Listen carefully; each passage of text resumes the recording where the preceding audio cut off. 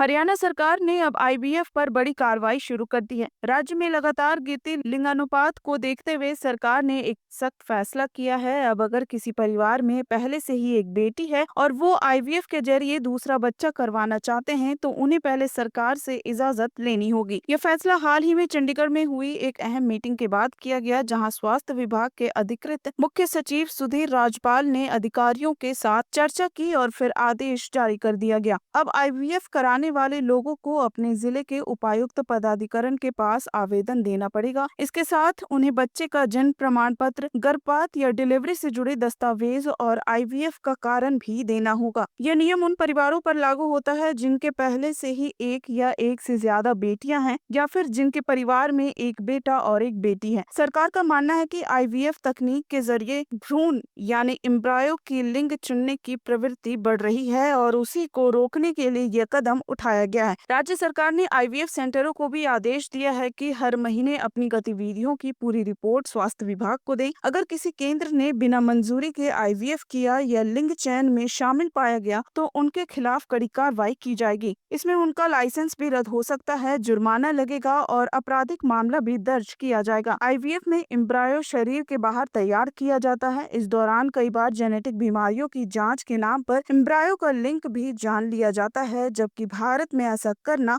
कानूनन अपराध है। सरकार को शक है कि कुछ क्लिनिक्स इन तकनीक का गलत इस्तेमाल कर रही हैं और सिर्फ लड़कों का एम्ब्रायो ही ट्रांसफर किया जा रहा है। इसी वजह से आईवीएफ पर सख्ती बढ़ा दी गई है। इस बैठक में स्वास्थ्य मंत्री आरती सिंह राव भी मौजूद थी। उन्होंने भी सभी जिलों को निर्देश दिया है कि हफ्ते में कम से कम 10 छापे मारे जाएं। ये छापे खासकर उन जगहों पर होंगे जहां अवैध गर्भपात हो रहे हैं या बिना लाइसेंस के डॉक्टरी की जा रही है। सभी जिलों के सीएमओ को आदेश दिया गया है कि वे 24 हफ्तों तक किए गए हर गर्भपात की जांच करें और देखें कि कहीं भ्रूण यानी एम्ब्रायो का लिंग जानकर गर्भपात तो नहीं किया जा रहा है। तो अब हरियाणा में आईवीएफ से बच्चा पैदा करने के लिए भी सरकार से मंजूरी लेनी होगी, खासकर तब जब आपके घर में पहले से ही एक बेटी हो। सरकार चाहती है कि किसी भी हाल में बेटियों को नजरअंदाज न किया जाए और एम्ब्रायो के लिंग चयन जैसे मानसिकता को रोका जाए।